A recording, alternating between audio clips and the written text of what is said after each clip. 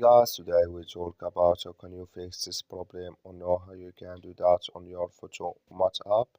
So all you have to do in the first, so you just click here on settings, just click on it. You come to next step here, it's going to show for you like this. You go down, just keep going down, you click here on apps.